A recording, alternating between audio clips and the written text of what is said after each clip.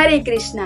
तो आप सबका स्वागत है हमारे व्हाट इज द डिफिकल्टी के एपिसोड 3 में। आप सबकी जानकारी के लिए बता दें कि ये series his divine Srila Prabhupada और उनके पर्सनल सर्वेंट रह चुके उनके डिसेपल हिज ग्रेट श्रुति कीर्ति महाराज द्वारा लिखी एक पुस्तक जिसका नाम है व्हाट इज द डिफिकल्टी पर आधारित है, जिसमें उन्हें श्रील प्रभुपाद की उन लीलाओं का वर्णन किया है जिनके वे खुद साक्षी रहे हैं। तो आइए बिना किसी देरी के शुरू करते हैं। तो प्रभु जी बताते हैं ये बात है 2020 में 1972 की। पक्षियों की चहचहाहट है और दूर से कीर्तन की हल्की आवाजें सुनाई दे रही है और कुछ शिष्य प्रभुपाद के आने का इंतजार कर रहे हैं। प्रभु जी कीर्तनानंद महाराज के साथ अपनी ब्राह्मण दीक्षा के लिए न्यू द्वारका आए थे। हर शाम श्रील प्रभुपाद अपने बगीचे में जाते थे जो भक्ति और पत्तों की सरसराहट से भरी होती थी। वो वहाँ बैठ के कृष्ण बुक सुनते थे। कृष्ण की कृपा से प्रभु जी को कृष्ण बुक पढ़ने का मौका दिया गया। प्रभुपाद सुन रहे हैं और हाथ में माला भी है और मेडिटेशन में है। कभी कभी वो महामंत्र की धीरे से चैंटिंग भी करते। कभी कभी प्रभुपाद बहुत हंसते थे कृष्ण और बलराम के पास टाइम्स पर। एक शाम प्रभु जी द्विविध गोरिल्ला की कथा पढ़ रहे थे।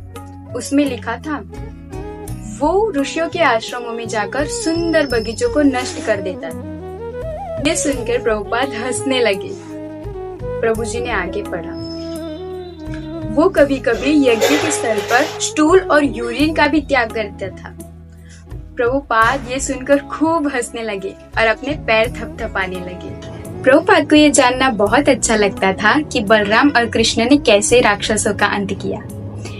अगली शाम प्रभु जी एक और डिवाइन पास टाइम पढ़ने के लिए कृष्ण बुक पलट रहे थे।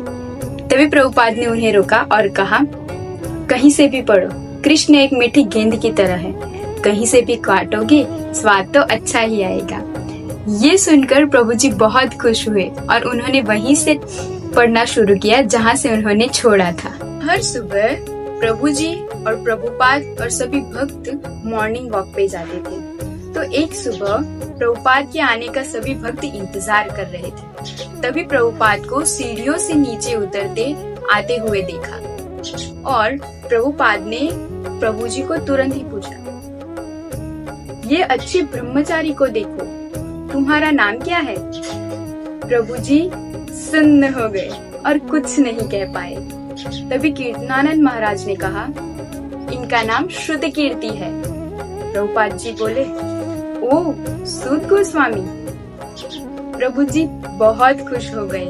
उन्हें ऐसा लगा उस पल जैसे उन्हें जीने का एक पर्पस मिल गया हो। उन्होंने प्रभु जी से कहा, प्रभुपाद ने मुझे सूत गोस्वामी कहा। ऐसे ही उन्होंने मुझे देखा जैसे सूत गोस्वामी ऋषियों को कृष्ण बुक सुनाया करते थे।